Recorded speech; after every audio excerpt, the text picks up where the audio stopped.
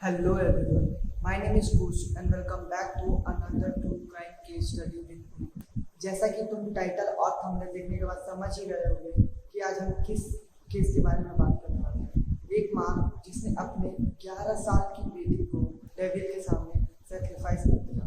So without wasting any further time, let's learn a little more about today's case revolving around the mother who sold her child to the devil. Dina Scotcher.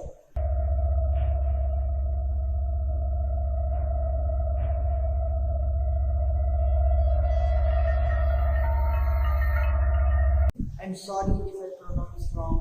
Dina Scotcher was born in 1969 in upstate New York. और डीना की life बचपन से ही काफ़ी struggling थी क्योंकि जब वो 8 साल की थी तो शी वाज डायग्नोस्ड विद हाइड्रोसिफिलोस। ये एक तरह का डिजीज है जो ब्रेन के क्रीनियल कैविटी में पानी घुसने से होता है, जिसके कारण एट द एज ऑफ 30 उसका 8 बार ब्रेन सर्जरी किया गया। वो भी सब कुछ सक्सेसफुली अच्छी तरह से हुआ। इस पूरे सर्जरी के दौरान डीना को कोई भी कॉम्प्लिकेशंस नहीं हुए, सब कुछ एकदम सक्सेसफुल सर्जरी हुआ था। एंड क्योंकि जब ब्रेन सर्जरी किया जाता है तो पेशेंट का बाल निकाल दिया जाता है, ये एक प्रोसीजर है। तो डीना के साथ ये काफ़ी बार हुआ एंड जिसके कारण उसके क्लासमेट उसे काफ़ी ज़्यादा बुली करते थे क्योंकि उसका हेड शेप रहता था ज़्यादातर टाइम। किसी को ऐसा नहीं चढ़ाना चाहिए क्योंकि सामने वाला कितना इफेक्ट हो सकता है उस चीज़ से तुम कभी भी नहीं सोच सकता। एंड जब सामने वाला इस बीमारी से जूझ रहा है तो तुम्हें उसको सपोर्ट करना चाहिए, ना कि उसका मजाक बनाना चाहिए। And after a very long time Dena ने अपनी bachelor degree in physiology New York के मैरिज कॉलेज से की, जहां वो मिलती है जॉन स्कॉल्चर से, जो कि एक सॉफ्टवेयर इंजीनियर था। एंड जॉन से मिलने के बाद उसकी लाइफ अब पूरी तरह से बदल चुकी थी। ना वो अब पढ़ाई में उसका मन लगता था, ना वो पढ़ने जाती थी, ना वो ट्यूशन जाती थी, ना ही कुछ पढ़ाई से रिलेटेड वो काम करती थी क्योंकि वो अपना ज़्यादातर टाइम उसके साथ घूमने फिरने में बिताती थी, यहाँ वहाँ घूमती थी। एंड बेसिकली वो अच्छा एक अर्न कर रहा था तो उसके पास पैसे भी थे, तो उसका पूरा ध्यान अपने बॉयफ्रेंड के साथ था, ना कि उसके करियर पर, जिसके कारण अनफॉर्चुनेटली डीना को कोई भी डिग्री नहीं मिली। एंड इसके कुछ दिनों बाद वो शादी कर लेते हैं। एंड क्योंकि वो साथ में घूमते थे, ज़्यादातर टाइम अपना साथ में एक्सपेंड करते थे, तो दे हैड अ फीलिंग कि वो एक दूसरे के लिए ही बने हैं। And they finally got married. And शादी के बाद ज़्यादातर जैसे होता है, हस्बैंड अपने वाइफ को काम करने नहीं जाने देते हैं, अलाउ नहीं करते हैं क्योंकि वो एक अच्छा अर्न करते हैं। तो इसके केस में भी वही था। जॉन डीना को मना करता था कि तुम्हें कोई काम करने की ज़रूरत नहीं है, तुम घर पे अपने 2 बच्चों को संभालो। आई मीन उसके 2 बच्चों को। Yes, she has 2 children. उसकी 2 बेटियां थी, पहली केल्सी एंड दूसरी ब्रीना। एंड शादी के कुछ सालों बाद उसकी 2 बेटियां होती हैं। एंड दोनों के होने से पहले उसके 3 कॉम्प्लिकेशंस हो चुके थे, जिसके कारण ऑब्वियसली वो डिप्रेस हो चुकी थी। And she suffered from minor postmortem depression. और कुछ सालों बाद ही जॉन ने अपनी उस जॉब को छोड़ दिया क्योंकि उसे एक अब अच्छा पेइंग जॉब चाहिए था। उसके ऊपर अब रिस्पॉन्सिबिलिटी बढ़ चुकी थी एंड जो सैलरी उसको मिल रही थी वो काफ़ी कम थी। तो उसने सोचा कि मैं अब एक हाई सैलरी पेइंग जॉब करूंगा ताकि मैं अपने घर को अच्छे से रख सकूं। पर काफ़ी महीनों तक उसने जॉब खोजा पर उसे कोई जॉब नहीं मिलता है, तो काफ़ी महीनों तक वो जॉबलेस ही होता है, जिसके कारण घर पे काफ़ी फाइनेंशियली दिक्कत आने चालू हो जाती है। एंड क्योंकि वो लोग फाइनेंशियली अब काफ़ी स्ट्रगल कर रहे थे तो उसके फ्रेंड्स ने बोला कि तुम जाओ गॉड से हेल्प मांगो, वो तुम्हारी मदद ज़रूर करेंगे। तब उनके फ्रेंड्स उन्हें एक चर्च के बारे में बताते हैं। उस चर्च का नाम होता है वाटर ऑफ लाइफ, और वो वहाँ जाकर प्रे करने लगते हैं अपनी फैमिली के लिए ताकि गॉड उन पर अपनी कृपा बरसाए रखे, गॉड उनको वेल्थ हेल्थ सब कुछ दे। एंड वो उस चर्च में जाते जाते कुछ ज़्यादा ही क्लोज हो चुके थे। And you can't even believe कि वो चर्च उनके घर से 120 किलोमीटर दूर था, पर वो फिर भी वीक में एक दिन अपने फैमिली के साथ उस चर्च को अटेंड करने चले गए।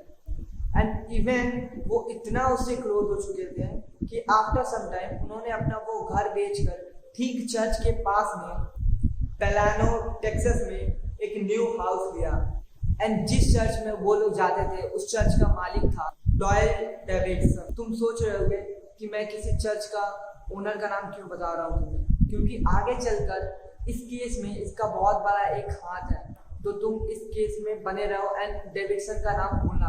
एंड डेविडसन उस चर्च में काफी दिनों से काम कर रहे थे as a father and as a owner उस चर्च के वो करता धरता भी थे। एंड उनका ये मानना था कि वो गॉड के एक दूत है। यू मीन कि मैं क्या समझाना चाह रहा हूँ तुम्हें, दूत मतलब तुम समझो, मैसेंजर है बेसिकली वो गॉड के। वो गॉड को मैसेज भेजते हैं, तुम जो उन्हें जाके बोलोगे वो गॉड को मैसेज भेजते हैं। You get it what I am talking about. And God उनसे हमेशा बात करते रहते हैं कि क्या करना है, कब करना है एंड ये करना क्यों जरूरी है। तो बेसिकली वो कुछ ज्यादा ही अटैच्ड थे गॉड से। And I totally get it, भगवान में मानना इज ग्रेट, मैं भी मानता हूँ। एंड यही विश्वास उसने डीना और जॉन को भी दिलाया। एंड डीना इससे इतना ज्यादा ऑब्सेस्ड हो चुकी थी कि जब भी उसको कुछ बीमारी होता था, उसकी बेटी को कुछ बीमारी होता था, किसी को भी घर पे, वो गॉड से ज्यादा प्रेयर करती थी। वो अपनी बेटी, अपने को या फिर अपने हस्बैंड को कोई भी मेडिसिन खाने नहीं देती थी। वो बोलती थी कि गॉड सब कुछ ठीक कर देंगे, हमें बस उनसे प्रे करना है। तो तुम समझ जाओ वो कितने ज्यादा मतलब नेक्स्ट लेवल उनसे अटैच हो चुके थे। And I want to tell you something, भगवान में मानना बहुत ही बढ़िया चीज़ है। भगवान में मानो या गॉड में मानो या तुम जिस धर्म को मानते हो, किसी भी भगवान को मानते हो, उसमें मानना बहुत बड़ा बात है एंड सबको करना चाहिए।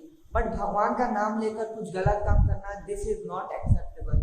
भगवान कभी भी नहीं चाहेंगे तुम किसी को हर्ट करो और भगवान तुमसे खुश होंगे। ये सब कभी भी कोई भी गॉड नहीं मानेगा, चाहे वो किसी भी धर्म का क्यों ना हो। The arrival of Margaret. In 2003 Dena एक बार फिर से प्रेग्नेंट होती है, बट इस बार उसके पेट में एक बच्ची और एक लड़का भी होता है।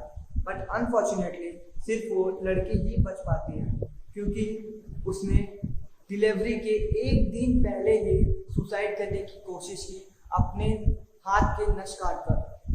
बिकॉज उसका पहले भी काफ़ी कॉम्प्लिकेशन हुआ है, तो उस डर के कारण एंड उसे एक डिप्रेशन भी हुआ था, जिसके कारण उसे डर था कि इसे कुछ हो जाए, इससे पहले मैं इसको ना देखूं, इसलिए मैं ही चली जाती हूँ। एंड इसी कारण उसने सुसाइड करने की कोशिश की। बट उसे लोग देख लेते हैं एंड उसे हॉस्पिटल एडमिट करते हैं। एंड इट्स पॉसिबल कि इसी कारण एक बच्चा सर्वाइव नहीं कर पाया एंड उसकी डेथ हो गई पेट के अंदर ही। एंड जिसके कारण वो फिर से पोस्टमार्टम डिप्रेशन में चली गई, जिसके कारण उसे साइकेट्रिक हॉस्पिटल में भर्ती किया गया, जहां she was diagnosed with bipolar disorder, जिसके कारण Texas child protective service CPS ने उस पर इन्वेस्टिगेशन की। एंड इन्वेस्टिगेशन के बाद स्ट्रिक्टली ये ऑर्डर दिया गया कि डीना को उसके बच्चे के साथ रहना सेफ नहीं है। वो जब भी रहे अपने बच्चों के सामने तो उसके साथ कोई और भी होना जरूरी है, जिसके कारण उसकी सिस्टर इन लॉ अब डीना के साथ एंड जॉन के साथ रहना शुरू कर दी। बट डीना की कंडीशन दिन पर दिन और बिगड़ती गई। एक दिन जब घर पर कोई नहीं था, डीना और उसकी बेटी टीवी देख रही थी, तभी टीवी में एक शो चलता है, बेसिकली एक कार्टून चलता है एंड उसकी बेटी वो चीज़ देख रही थी। एंड उस कार्टून में जैसे ही वो सामने वाला कैरेक्टर हंसता है तो डीना को लगता है कि वो उसके ऊपर हंस रहा है, वो उसका मजाक बना रहा है, जिसके कारण डीना को काफ़ी गुस्सा आया। उसने टीवी के सामने काफ़ी चिल्लाया, उससे बोला एंड इवन उसने टीवी को भी फोड़ दिया। एंड जब उसके बाद भी टीवी से आवाज़ आ रहा था, उसने गुस्से से पूरे घर को ही जला दिया। एंड घर को जलाने के बाद वो वहाँ से निकल गई एक बोट पकड़ के कहीं और जाने के लिए। Basically she was not stable, तो वो इसलिए ऐसा कर रही थी। बट पुलिस ने उसे पकड़ लिया एंड उसे फिर से अरेस्ट किया गया। And again she was diagnosed with postpartum साइकोसिस, जिसके कारण उसे साइकेट्रिक हॉस्पिटल में एक बार फिर से कई महीनों तक वहाँ पर रखा गया। बट आफ्टर सम टाइम अपने पति को काफ़ी बार बोला कि मुझे अपने बच्चों के साथ रहना है, मुझे फैमिली के साथ रहना है, मेरे कुछ दिन जो बचे हैं उसके साथ। बट अगेन हॉस्पिटल वाले अलाउ नहीं कर रहे थे। बट जॉन ने काफ़ी उनको फोर्सफुली बोला कि अब वो सही में ठीक हो चुकी है, उसे अपनी बच्चियों की, उसको अपने फैमिली की ज़रूरत है एंड शायद वो उस टाइम ज़्यादा अच्छे से और रिकवर करेंगे। तो फाइनली हॉस्पिटल वाले अलाउ किए एंड जॉन ने डीना को लेकर अपने घर चला गया एंड वो अब साथ में फिर से रहने लगे। बट उसकी सिस्टर इन लॉ अब वो घर पे नहीं रह रही थी, क्योंकि वो अब ठीक हो रहे थे, इसीलिए उसने अब छोड़ दिया उसके साथ रहना। एंड ऑन 22 नवंबर 2004 दीना ने 911 पे एक कॉल किया पुलिस को, एंड पुलिस बोलता है if there was an emergency, तब दीना बोलती है कामली यस। तो वो पूछता है व्हाट एग्जैक्टली हैपेंड, तब दीना बोलती है मैंने अपनी 11 महीने की बच्ची का हाथ काट दिया है। ये सुनते ही पुलिस पहले शॉक हो जाती है, पर उसने सोचा शायद ये कोई प्रैंक कॉल हो सकता है। तब उसने पूछा क्या तुम जो बोल रही हो सच है? तब वो बोलती है यस, जिसको सुनने के बाद उस पुलिस वाले के रोंगटे खड़े हो गए और उसके दिमाग में एक ही चीज गूंजती है और चलती है कि आखिर क्यों उसने ऐसा किया। एंड जैसे ही पुलिस वाले उसके घर पे पहुंचते हैं तो उन्होंने देखा दीना पूरे खून में लिपटी हुई थी, एक चेयर पे बैठी हुई थी, एंड उसकी छोटी बेटी मार्गरेट जो कि 11 मंथ की थी वो जमीन में पड़ी हुई थी, एंड उसके आसपास काफी खून था, बेसिकली उसका ही खून था, और वो रो रही है बहुत जोर जोर से विदाउट हैंड्स। एंड पुलिस देखकर ये तुरंत शॉक हो जाती है एंड नाइटमेयर में चली जाती है वहीं पर कई सेकंड्स के लिए। एंड तुरंत पुलिस उस बच्ची को उठाते हैं एंड हॉस्पिटल के लिए रश कर जाते हैं कार में बैठकर, एंड दीना को पकड़ लेते हैं। बट अनफॉर्चुनेटली क्योंकि उस बच्ची का काफ़ी खून लॉस हो चुका था एंड वो 11 मंथ्स की थी, तो वो वहीं पर मर जाती है रास्ते के बीच में। एंड जब दीना से पूछा गया कि आखिर तुमने ऐसा क्यों किया अपनी ही बच्चे के साथ, तब उसने बोला कि एक दिन की बात जब वो टीवी में एक न्यूज़ देख रही थी कि कैसे एक लायन ने एक बच्चे को बेरहमी से मार दिया। तब गॉड ने उसे बोला कि अब एक बहुत बड़ा एपोक्लिप्स आने वाला है, भूकंप या फिर सुनामी, तुम जो भी बोल सकते हो। आई नो मैं कुछ गलत बोल रहा हूँ बट सॉरी।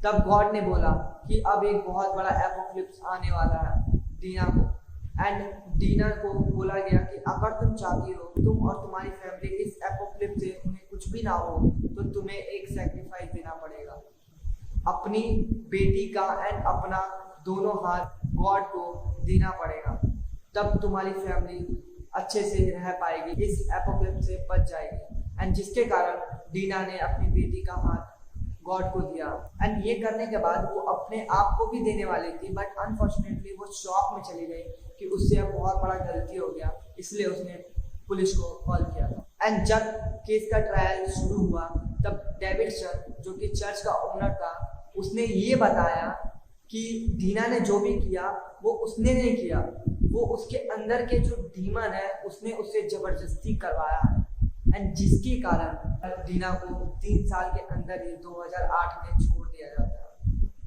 है। And she is still alive, and I don't know कि सच में वो जिंदा है या मर गई, क्योंकि मैंने जितना पढ़ा हर एक जगह पर कहीं पर भी ये मेंशन नहीं किया है कि Dena is no more. And that's it for today guys. And अगर तुम चाहते हो मैं किसी पर्टिकुलर टॉपिक को कवर करूं तो तुम नीचे कमेंट बॉक्स में या फिर तुम मुझे ईमेल करके बता सकते हो, एंड मैं कोशिश करूंगा मैं उस केस को कवर करूंगा। And I see you in the next video, bye bye.